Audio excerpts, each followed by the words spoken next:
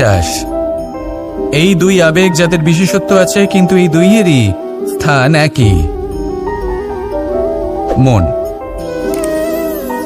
বিশ্বাস আর সন্দেহ এই দুটোই কখনো আমাদের দুঃখের কারণ হয়ে দাঁড়ায়, বিশেষ করে তখন যখন আমরা কোনো ব্যক্তির চরিত্রের আকলন উচিতভাবে করতেই পারি না। আর তাছাড়া এই কাজটা সহজ নয়। আমরা কখনো কখনো কোনো অনুচিত ব্যক্তিকে উচিত বলে ভেবে বসি, তার উপর বিশ্বাস করে ফেলি, আর ফলস্বরূপ সেই ব্যক্তি আমাদের বিশ্বাস ভঙ্গ করে বসেন, আর আমাদের দুঃখের সম্মুখীন হতে হয়। ঠিক সেইভাবেই কখনো কখনো আমরা এমন কোনো ব্যক্তির উপর সন্দেহ করি যে হয়তো পূর্ণরূপে পূর্ণ নিষ্ঠা ভরে আমাদের মঙ্গল কামনাই করেছেন, এমন একজন ব্যক্তি যে সত্যি বিশ্বাসের পাত্র। আর যখন সেই ব্যক্তি এটা জানতে পারেন যে আমরা তাকে নিয়ে সন্দেহ করেছি, খুবই স্বাভাবিক তিনি দুঃখী হয়ে যান। এমন কোনো ব্যক্তিকে দুঃখ দিলে আমাদের মনও দুঃখী হয়ে যায়। তখন আমরা এটা ভাবি যে এই সংসারে আমরা কার উপর আস্থা রাখব আর কাকেই বা সন্দেহ করব? এর উত্তর হলো সময়। এই সংসারে কোনো ব্যক্তির চরিত্র যাচাই করা সবথেকে কঠিন কাজ, সেটা সময় নিয়ে করুন। কোনো ব্যক্তিকে যদি আপনি বুঝতে চান, তাকে পরখ করে দেখতে চান, তাহলে তার সাথে যতটা সম্ভব সময় অতিবাহিত করুন। এই সময় আপনার সামনে সেই ব্যক্তির এমন কিছু দিক তুলে ধরবে যার কোনোভাবে আপনি দেখতে পাবেন না। তারপর কি, সময়ের সাথে আপনি জানতে পেরে যাবেন যে এই ব্যক্তি, তার উপর বিশ্বাস করা উচিত নাকি অনুচিত। শুধু এভাবেই যাচাই করুন আর আমার সাথে ভালোবেসে বলুন, রাধা রাধা। এই সংসারে প্রত্যেকটি ব্যক্তির নিজস্ব বিশেষত্ব আছে, আর এই বিশেষত্ব কারোর কাছে শক্তির সমান, কারোর কাছে দুর্বলতা, তা সে মানুষই হোক বা পশু পাখিই হোক না কেন। যেমন মাছ নিজের সমগ্র জীবন জলের মধ্যেই যাপন করতে পারে, কিন্তু সে বনের মধ্যে ছুটতে পারবে না।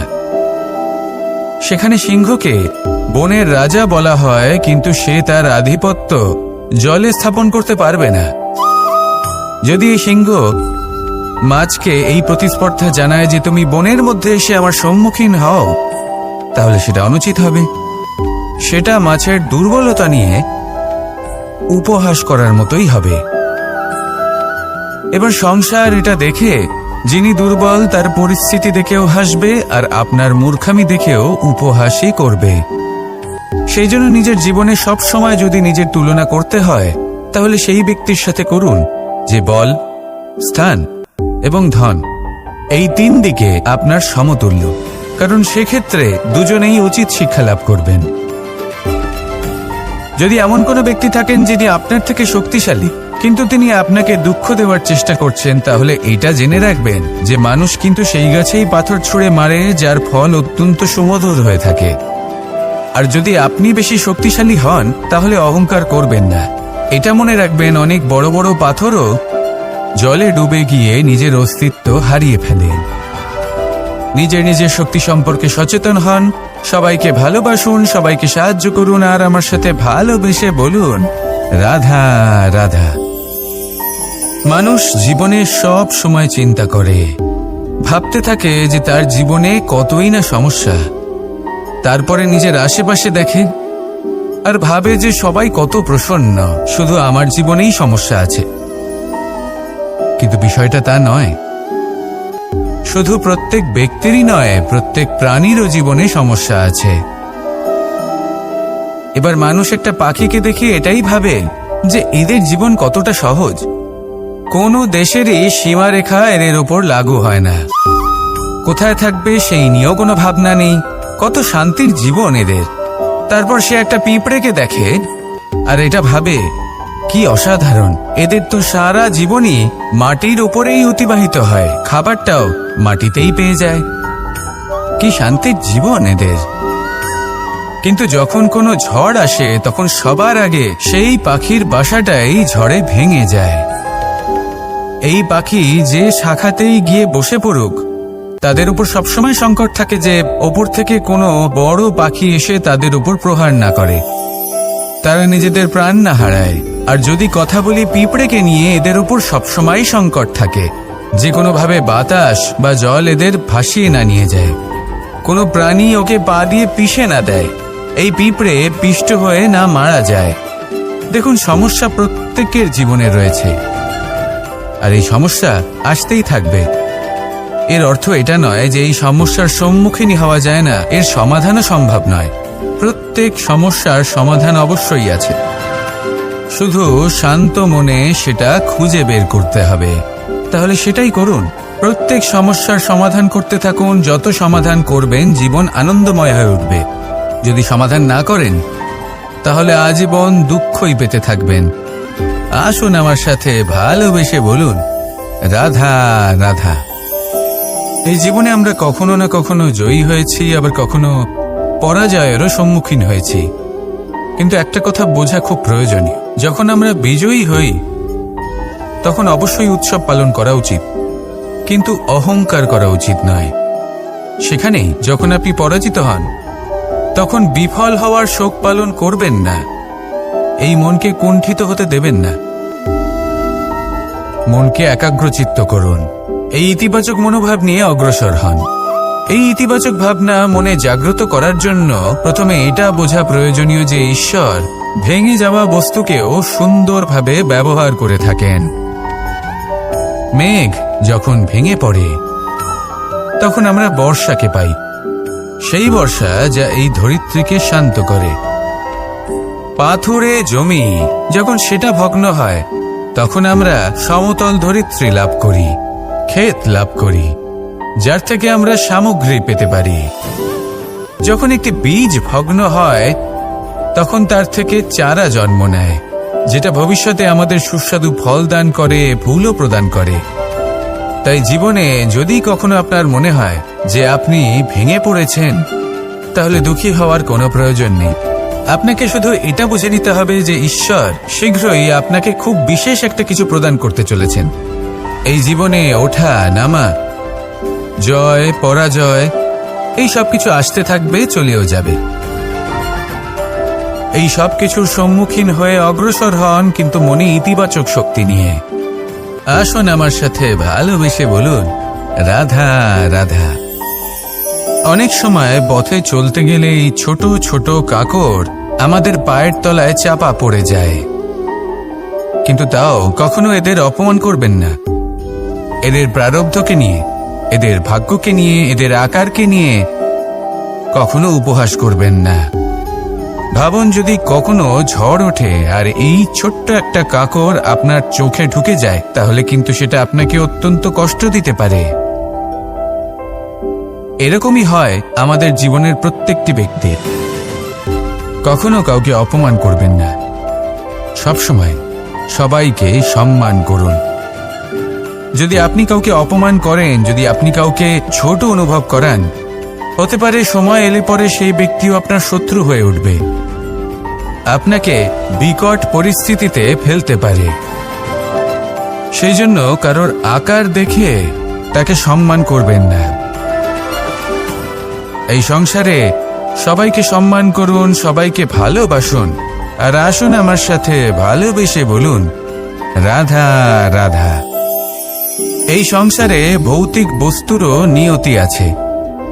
যারাই এই সংসারে আসে বা উৎপন্ন হয় তারা কিছুমাত্র সময় পর্যন্তই এখানে থাকতে পারে, আর তারপরে সেও লুপ্ত হয়ে যায়, অর্থাৎ সে নিজেও এই পঞ্চমহাভূতে সমাহিত হয়ে যায়। আমাদের সাথেও ঠিক এটাই হয়। সেই জন্যই ঈশ্বর দ্বারা প্রদত্ত এই উপহারের বিষয়ে ভাবুন, এই জীবনের বিষয়ে ভাবুন। ঠিক যেমন বিশ্বাস ভঙ্গ হলে কোনো ব্যক্তি আমাদের কাছে অপরিচিত হয়ে যান, ঠিক সেরকমই শেষ নিঃশ্বাস ত্যাগের পর এই শরীরও আমাদের কাছে পরই হয়ে যায়। তাই এই শরীর থাকাকালীন শ্রেষ্ঠভাবে একে সদ্ব্যবহার করুন, এই জীবনে শ্রেষ্ঠ কর্ম করুন। আর এই জীবনকে শ্রেষ্ঠভাবে যাপন করার জন্য কিছু কথা বোঝা প্রয়োজনীয়। যদি আপনি কারোর প্রশংসা করেন তাহলে পূর্ণ হৃদয় দিয়ে করুন। যদি আপনি হস্তক্ষেপ করে থাকেন তাহলে মস্তিষ্ক দ্বারা করুন। যদি আপনি সমীক্ষা করেন তাহলে বিবেক দ্বারা করুন। যদি আপনি ধন অর্জন করতে চান তাহলে নীতি অনুসারে চলুন। যদি জীবনযাপন করতে চান তাহলে রীতি মেনে করুন। আর যদি ঈশ্বরের ভজন করতে চান তাহলে ভক্তিভাব নিয়ে করুন। শুধু এই কথা মনে রাখবেন যে আপনার এই জীবন কিন্তু অনিশ্চিত কাল পর্যন্তই আছে। কতক্ষণ আছে সেটা কেউ জানে না। তাই কিছু মুহূর্ত যেটা যাপন করতে আমরা এখানে এসেছি সেখানে ক্রোধ, অহংকার, ঈর্ষা, এইসব আবেগের কি গুরুত্ব বলুন তো? এগুলো ত্যাগ করুন। মানুষকে ক্ষমা করতে শিখুন। আস্তে আস্তে বিশ্বাস করতে শিখুন। এই সংসারে নিঃস্বার্থভাবে প্রেম করতে শিখুন আর সবার মধ্যে আনন্দ বিতরণ করুন। তাই এই সব গুণ যদি আপনি আত্মসাৎ করতে পারেন তাহলে আপনার জীবনে শুধু আনন্দ এবং আনন্দই বিরাজমান হবে। আসুন আমার সাথে ভালোবেসে বলুন, রাধা রাধা। জল জলই পৃথিবীতে বেঁচে থাকার জন্য আবশ্যক তো বটেই, কিন্তু এই জল আমাদের একটা অত্যন্ত গুরুত্বপূর্ণ শিক্ষা প্রদান করে। কখনো এই জলকে দেখেছেন? যে পরিস্থিতিতেই এই জল প্রবাহিত হোক না কেন, এর উপর যা কিছুই প্রভাব থাকুক না কেন, এর পথে যতই বাধা আসুক না কেন, তার মধ্যে থেকে ও নিজের পথ ঠিক বের করে নেয়, কিন্তু নিজের প্রবাহ থামতে দেয় না, ক্রমাগত অগ্রসর হতে থাকে। সেরকমই একটা শিক্ষা যেটা আমরা জল থেকে পেয়ে থাকি তা হলো এটা, আমরা যখন জলের দিকে তাকাই তখন আমরা নিজের প্রতিবিম্ব দেখি, স্পষ্টভাবে দেখতে পাই। কিন্তু তখনই দেখতে পাই যখন এই জল শান্ত থাকে, স্থির থাকে।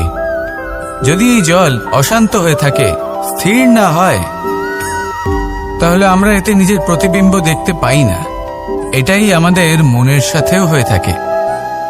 যখনই জীবনে কোনো সংকট আসে, যদি আমরা শান্ত মনে, স্থির মনে সিদ্ধান্ত নিই, তাহলে সেটা এমন একটা শীতল সিদ্ধান্ত হবে যেটা আমাদের ভবিষ্যৎকে একটা শ্রেষ্ঠ স্থানে নিয়ে যাবে। যদি এই মন অশান্ত হয়, বিচলিত হয়, পীড়িত হয়, দুঃখিত হয়ে থাকে, রুষ্ট হয়ে থাকে, তাহলে অনেক সময় আমরা এমন সিদ্ধান্ত নিই যেটা আমাদের জন্য অনুচিত প্রমাণিত হয়। যখন আপনি ক্রুদ্ধ ছিলেন বা দুঃখের বশে ছিলেন, তখন অনেক সময় হয়তো এমন সিদ্ধান্ত নিয়েছেন যেটার জন্য ভবিষ্যতে আপনি অনুশোচনা করেছেন। এবার দেখুন, এই আবেগগুলো থেকে আমরা পালাতে পারবো না, কিন্তু এই আবেগগুলো আপনার উপর কতটা প্রভাব ফেলবে সেটা আমরা অবশ্যই ঠিক করতে পারি। এই মনকে আমরা নিয়ন্ত্রণ করতে পারি। এটাই করুন, চিন্তা করুন, এই মনকে শান্ত রাখুন, স্থির হতে চেষ্টা করুন, আর তারপরে সিদ্ধান্ত নিন।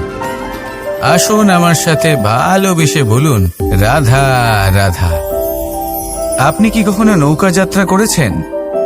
করে না থাকলেও নিশ্চয়ই দেখেছেন যে এই জল যা নিজের অন্তরে সব কিছু সমাহিত করে নিতে পারে, এই নৌকা সেই জলের ওপরেই ভেসে থাকে। নদীর স্রোত কাটিয়ে সে সামনে অগ্রসর হয়। কিন্তু যদি এই নৌকায় কোনো ছিদ্র হয়, তাহলে কিন্তু সেই নৌকা ডুবে যাবে। আর এতে কোনো তফাৎ হবে না যে সেই ছিদ্র ছোট নাকি বড়, নৌকা ডুবে যাবে। এই ছিদ্র হলো আমাদের জীবনে আমাদের অপগুণ, আমাদের দোষ, আমাদের বিকার। কখনো এটা ভাববেন না যে এই দোষ খুবই ছোট, হইতে কিছুই যাবে আসবে না। না, সেই ছোট দোষ, সেই ছোট বিকার যদি সেটাকে শুধরে না নেন, তাহলে সেটা আপনাকে আপনার পতনের দিকে নিয়ে যাবে। শেষ পর্যন্ত এটা আপনার উপর নির্ভরশীল যে আপনি কি চান। আপনার জীবনের এই নৌকা এভাবেই ডুবে যেতে দেখবেন, নাকি নিজেকে শুধরে নিয়ে সেই নৌকার সেই ছিদ্রটাকে ভরিয়ে তুলতে চাইবেন? নির্বাচন আপনার। আসুন আমার সাথে ভালোবেসে বলুন, রাধা রাধা। আমরা সবাই পাথর দেখেছি, পর্বতও দেখেছি, শুকনো পাতাও দেখেছি, শ্যামল বনানীও দেখেছি। কখনো ভেবেছেন পাথরের অস্তিত্ব কিন্তু ততক্ষণ পর্যন্ত যতক্ষণ সে পর্বতের গায়ে আটকে থাকে? যখন সেই পর্বত থেকে সেই পাথর ভিন্ন হয়ে যায় ও নিজের অস্তিত্ব হারিয়ে ফেলে। আস্তে আস্তে কখনো পাথর কেটে বা কখনো পিষ্ট হয়ে সেই পাথর আস্তে আস্তে মাটিতে পরিণত হয় এবং পূর্ণরূপে নিজের অস্তিত্ব হারিয়ে ফেলে। এটাই পাতার সাথেও হয়। এই পাতা যতক্ষণ গাছের ডালের সাথে যুক্ত ততক্ষণ তার অস্তিত্ব থাকে। যখনই ডাল থেকে বিচ্ছিন্ন হয় সেও নিজের অস্তিত্ব হারিয়ে ফেলে। আর এটাই আমাদের সাথেও হয়। যতক্ষণ আমরা নিজেদের আপনজনের সাথে যুক্ত থাকি আমাদের অস্তিত্ব বজায় থাকে। যখন আপনজনদের সাথে সম্পর্ক ছিন্ন করি তখন আমরাও আমাদের অস্তিত্ব হারিয়ে ফেলি। এবার এই সংসারের প্রত্যেক ব্যক্তি স্বতন্ত্র থাকতে চান, আর অনেক ব্যক্তি স্বতন্ত্র থাকবেন বলে আপনজনদের দূরে করে দেন আর তাদের সাথে এই সম্পর্ক ছিন্ন করেন। এটা কি সত্যি প্রয়োজন? আপনজনদের সাথে সম্পর্ক ছিন্ন করে নিজের অস্তিত্ব হারিয়ে ফেলা প্রয়োজনীয়, নাকি আপনজনদের সাথে সম্পর্ক বজায় রেখে নিজেদের স্বতন্ত্র করে রাখা সেটা আবশ্যক? নির্বাচন আপনারই। আসুন আমার সাথে ভালোবেসে বলুন, রাধা রাধা। আমরা প্রত্যেকেই অবশ্যই এমন সময় দেখেছি যখন অনেকগুলো সমস্যা একসাথে আমাদের জীবনে এসে পড়ে। সমস্যা আমাদের প্রত্যেকের জীবনেই থাকে। আমরা তার সমাধান খুঁজতে চেষ্টা করি, কখনো সমাধান খুঁজে পাই, আবার কখনো যতই চেষ্টা করি না কেন কোনো সমাধান খুঁজেই পাই না। আর যখন এটা হয় তখন মানুষ অত্যন্ত বিচলিত হয়ে পড়েন। নিজের আত্মীয় স্বজন, নিজের বন্ধু বা সংসার, এদের ওপরে এই দোষ চাপিয়ে দেন যে এদের জন্যই এই সমস্যা এসেছে। এবার যদি আমি আপনাকে কোনো পরামর্শ দিই তাহলে এটাই বলবো যে দৃষ্টিভঙ্গি পাল্টে দেখুন। এই দৃষ্টিভঙ্গি দিয়ে দেখুন যে এই সংসারে যে সমস্যায় আসুক না কেন তার জন্য কেউ দোষী নয়, না আপনি না অন্য কেউ। এই পুরো খেলাটাই আপনার মানসিকতা, আপনার দৃষ্টিভঙ্গি, আপনার মনে। কিভাবে বোঝাচ্ছি? যখন আমাদের মন শক্ত থাকে তখন কঠিন থেকে কঠিনতর পরিস্থিতিও আমাদের জীবনে খুব বেশি হলে প্রতিস্পর্ধা হয়ে থেকে যায়। সেখানে যদি আমাদের মন দুর্বল থাকে তখন অল্প কঠিন পরিস্থিতিও আমাদের কাছে খুব বড় সমস্যা হয়ে যায়, তাই না? একটা শক্ত মন কঠিন পরিস্থিতিকে প্রতিস্পর্ধা হিসেবে দেখে আর তার মধ্যে ওটা সুযোগ খুঁজে নেয়। আমাদের শুধু এটাই করতে হবে। এই সংসারে অন্য কাউকে দোষী মনে করলে আপনার সমস্যা দূর হয়ে যাবে না। সেই জন্য এই সংসারকে দোষ দেওয়ার বদলে এই সমস্যার মূলে চলে যান, সেটাকে বুঝুন, নিজের এই মনকে শক্ত করে তুলুন। যদি আপনার মন শক্তিশালী হয় তাহলে এই সংসারে অনেক বড় বড় কঠিন থেকে কঠিনতর পরিস্থিতিও যদি আসে, আপনার জীবনে যতই বড় বড় সমস্যা আসুক না কেন আপনার লক্ষ্য লাভে বাধা দিতে পারবে না। আসুন আমার সাথে ভালোবেসে বলুন, রাধা রাধা। কখনো এই প্রকৃতির দিকে তাকিয়ে থাকবেন। এই প্রকৃতি অনেক ধরনের শিক্ষা দেয়।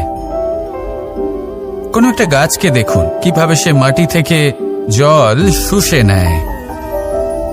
সে ঝড় হোক বা হোক কড়া রোদ সব সহ্য করে এবং অবশেষে সে ফল ধারণ করে।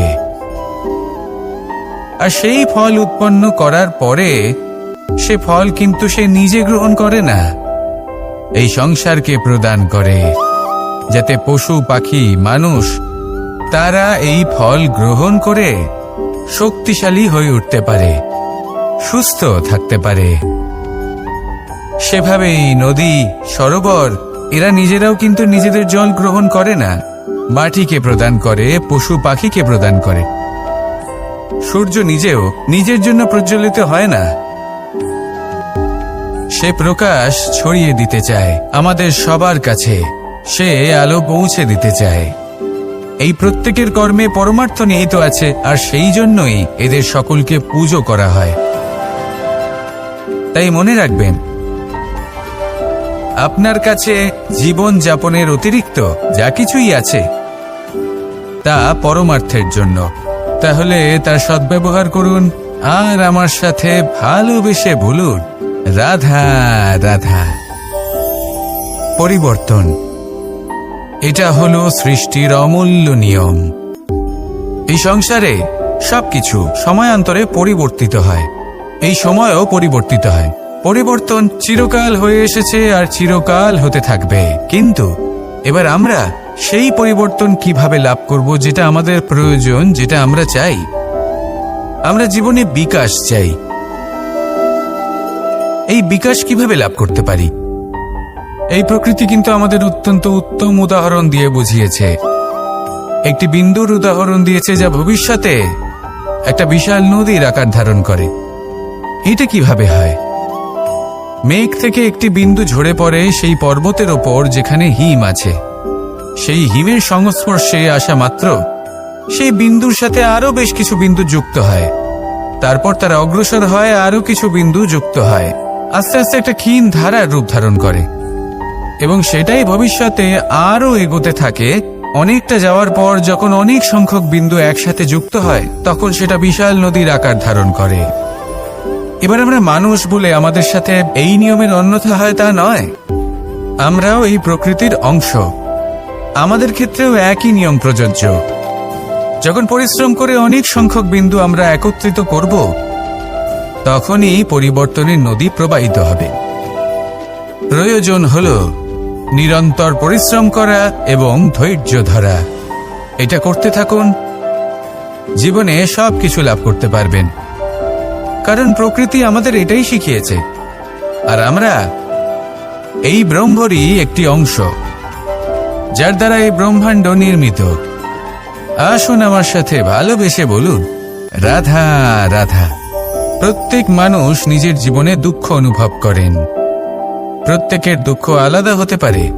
কারোর মনে এই দুঃখ থাকে যে সে তার বাবা মায়ের সব ইচ্ছে পূরণ করতে পারেননি। কেউ এটা ভেবে দুঃখ পান যে সে চিরকাল সদাচার করেছেন, সৎকর্ম করেছেন, কিন্তু তাও তাকে দুরাচারী বলে মনে করা হয়। কেউ এটা ভেবেও দুঃখ পান যে তার সামনে যে ব্যক্তি রয়েছেন তার চোখে তিনি শত্রু হয়ে উঠেছেন বা দুষ্ট হয়ে উঠেছেন, যেখানে তিনি হয়তো কোনো অনুচিত কাজই করেননি। এবার এই সমস্ত বিষয় নিয়ে ভেবে নিজের ব্যক্তিত্ব নিয়ে সন্দেহ প্রকাশ করবেন না। যদি নিজের ব্যক্তিত্ব নিয়ে কোনো সন্দেহ থেকে থাকে, তাহলে কর্ম সংক্রান্ত প্রশ্ন করুন যে আপনি যা করেছেন তাতে কি উচিত ছিল, কি অনুচিত ছিল। যেটা প্রয়োজন সেটা এটা বোঝার যে আপনার অন্তর্মন, আপনার বিবেক আপনাকে কি বলছে।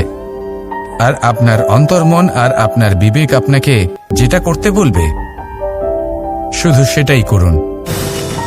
আর তারপরে এই সংসার কি বলবে, কি ভাববে, সেসব নিয়ে ভাবতে যাবেন না।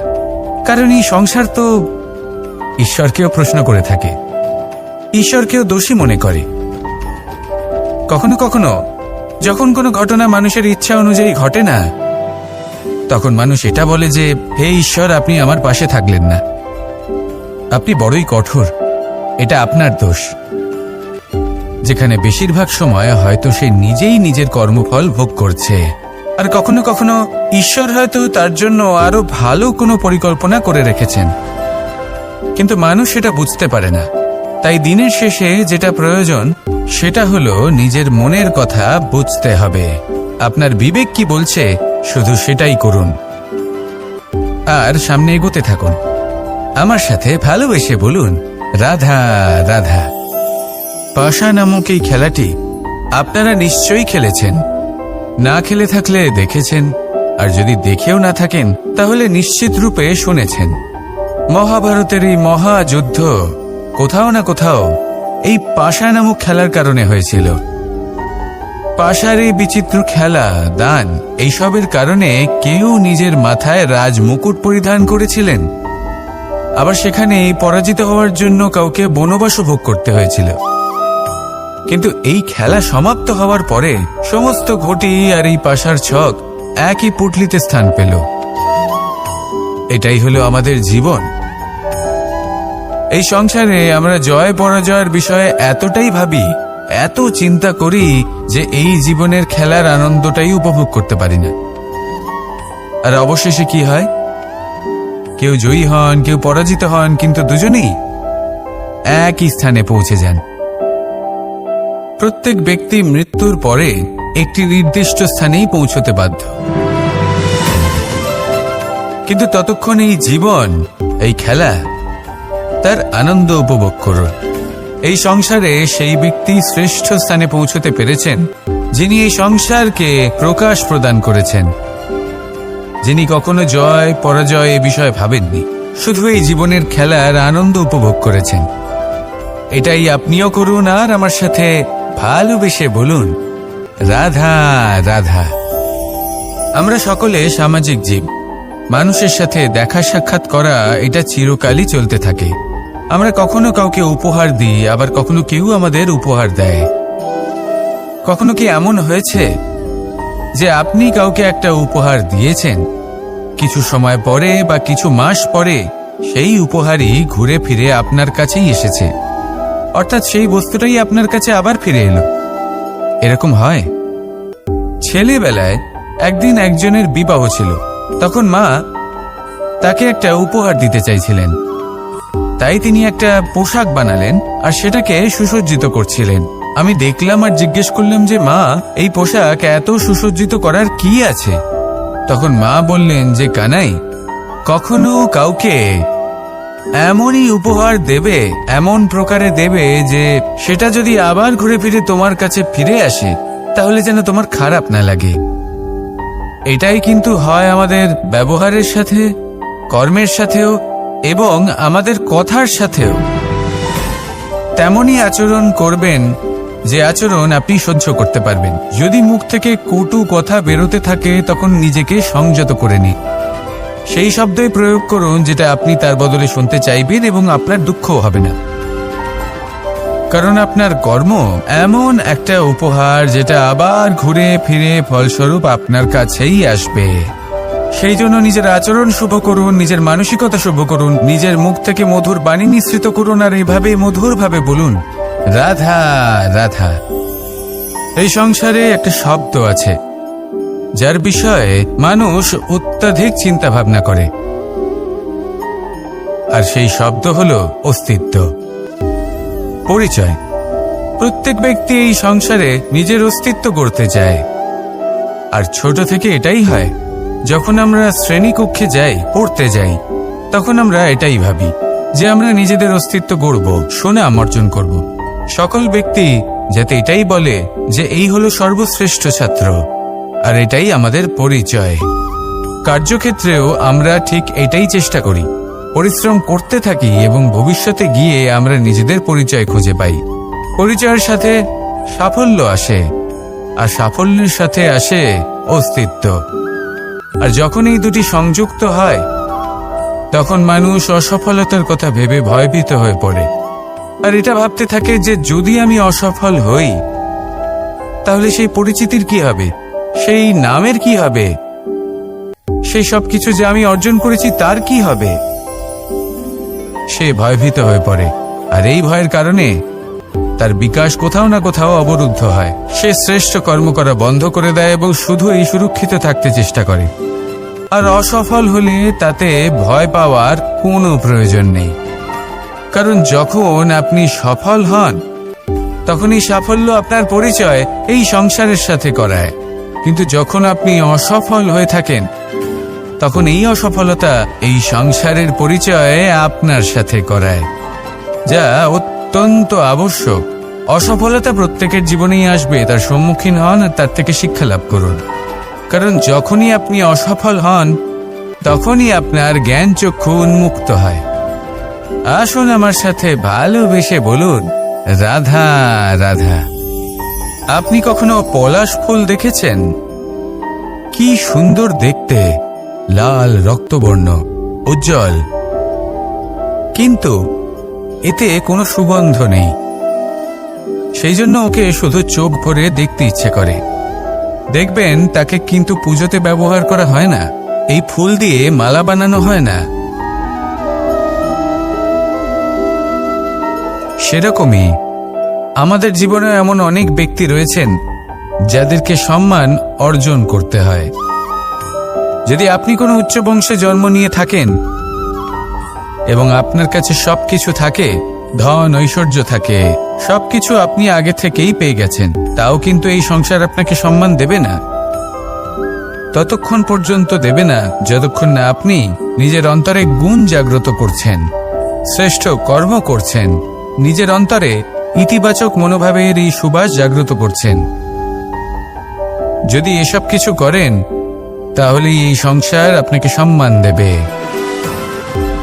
এবার এটা আপনার উপরে নির্ভরশীল যে আপনি কি পলাশ ফুলের মতো হতে চান, নাকি অন্য কোনো ফুল হয়ে উঠতে চান যার সুবাস আছে, যে নিজের সুবাস এই সারা পৃথিবীতে ছড়িয়ে দেয়। আসুন আমার সাথে ভালোবেসে বলুন, রাধা রাধা। মানুষ যখনই কোনো পর্বতারোহণ করতে শুরু করে তখন সে বারবার পড়ে যায়, বারবার উঠে দাঁড়ায়, সামনে এগোতে চেষ্টা করে, কিন্তু যদি সে দৃঢ় নিশ্চয় করে থাকে তাহলে সে অবশেষে সেই পর্বতের শিখরে পৌঁছেই যায়। চলার পথে যদি বড় কোনো পাথর চলে আসে বা পর্বতের কোনো বড় অংশ সামনে আসে তাহলে সে তার সাথে ধাক্কা খায় না, সে পথ বদলে নেয়। কিন্তু বাধা তাকে সবসময় পেতেই হয়, আর সেই বাধা সে পায় ছোট ছোট পাথরের দ্বারা। তাদের উপর পা পড়লে তার পা পিছলে যায় আর সে পড়ে যায়। এই ছোট ছোট পাথর হলো আমাদের জীবনের সেই ছোট ছোট সমস্যা, সেই ছোট ছোট ভুলগুলো যেগুলো আমরা অবজ্ঞা করতে থাকি। আমরা ভাবি এর দ্বারা কি বা ক্ষতি হবে, কিন্তু সেগুলোই অনেক সময় আমাদের অসফলতার কারণ হয়ে দাঁড়ায়। যত তাড়াতাড়ি সম্ভব এই ছোট ছোট পাথরগুলিকে জীবন থেকে তুলে ফেলে দিন। ভুল হওয়াটা স্বাভাবিক, কিন্তু তার মানে এই নয় যে বারবার সেই ভুলের পুনরাবৃত্তি ঘটবে। ভুলটা বুঝুন, সেটা স্বীকার করুন আর সেটা শুধরে নিন। যখন আপনি এটা করতে শিখবেন তখনই খুব তাড়াতাড়ি আপনি সেই শিখরে পৌঁছতে পারবেন। আর যখন পৌঁছে যাবেন তখন এই মন প্রসন্ন হয়ে বলবে, রাধা রাধা। কুরুক্ষেত্রের রণভূমিতে আপনজনদের নিজের বিরুদ্ধে দেখে তাদের মৃত্যুর বিষয় ভেবে অর্জুনের মন বিচলিত হয়ে পড়েছিল। এই সম্পর্কের চক্রব্যূহতে জড়িয়ে পড়ে অর্জুনের জ্ঞান নাশ হয়েছিল। তখন আমি অর্জুনকে কিছু কথা বলেছিলাম, যেই কথাগুলো আপনাদেরও জানাটা প্রয়োজনীয়।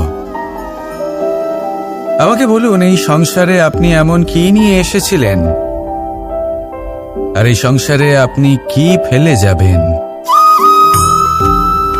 এই সংসার, এই জগৎ, এইসব বস্তু যা আপনার খুব প্রিয়, সবকিছু তা না জন্মের পূর্বে আপনার ছিল আর না মৃত্যুর পর আপনার থাকবে। এই সংসার আমার থেকেই জন্ম নিয়েছে আর মৃত্যুর পরে আমার মধ্যেই সমাহিত হয়ে যাবে। এখানে যার জন্ম হয়েছে তার মৃত্যু এখানে সুনিশ্চিত। শুধু জন্ম আর মৃত্যুর মধ্যের এই শরীর শুধুমাত্র একটা মাধ্যম যার দ্বারা আমরা কর্ম করি, আর এই কর্মের ওপরেই শুধু আমাদের অধিকার রয়েছে। কিন্তু এই সংসারের কিছু অজ্ঞানী এই বিকারগুলোতে জড়িয়ে পড়ে ফল লাভের ওপর নিজের মনোনিবেশ করে, ফলের চিন্তা করতে থাকে। আর যদি মন মতো ফল না পায় তাহলে কুপথে চলে যায়। অন্যদিকে এমন কিছু জ্ঞানী মানুষও আছেন যারা পূর্ণরূপে নিজেকে আমার কাছে সমর্পণ করেন আর শুধু নিজের কর্ম করতে থাকেন।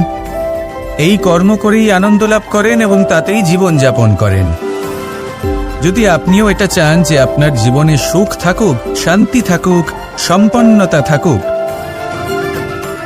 তাহলে সৎ পথে চলুন, ঈশ্বরকে স্মরণ করুন আর নিজের কর্ম করুন।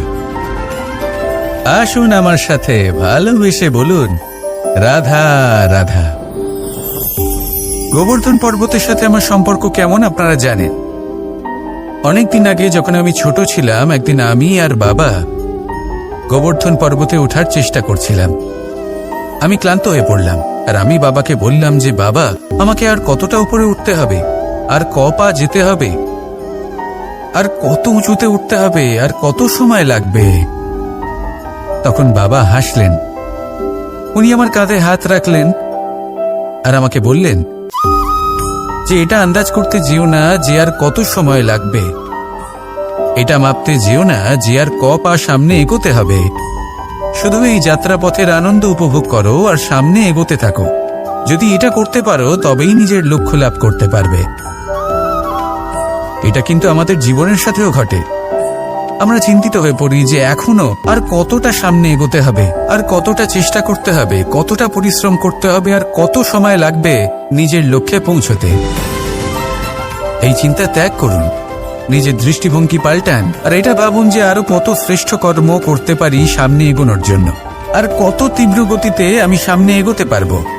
সামনে অগ্রসর হওয়ার এই যে যাত্রা বড়ই সুন্দর, এটার আনন্দ উপভোগ করুন। বাবার এই শিক্ষার কারণে আমি গোবর্ধন পর্বত হাতে তুলতে পেরেছি। দিনের শেষে এটা আপনার উপর নির্ভর করছে যে নিজের পর্বতরূপী লক্ষ্যকে আপনি নিজের হাতের মুঠোয় ধরে রাখতে পারবেন নাকি নয়। আসুন আমার সাথে ভালোবেসে বলুন রাধা রাধা।